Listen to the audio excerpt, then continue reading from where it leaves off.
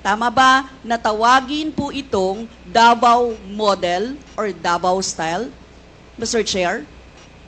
I cannot control the semantics. Mr. Chair, yes of or the no? metaphor. Davao style.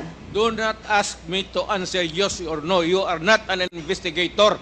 Mr. Chair, tayo po ay nasa investigasyon kasalukuyan, Yes, Mr. but you Chair. are not an investigator. Why are you asking me to answer Mr. yes Chair, or tinatanong no? ko lang naman. Chair, point of Session order. suspended. Point of order, Mr. Chair. Ano ka, police? Ang tinatanong ko lang, sa particular question na yon, maaari naman siyang sagutin ng yes or no. And then the explanation, Mr. Chair. Opo. Mr. Do Pres- not control my answer, kung Your Honor.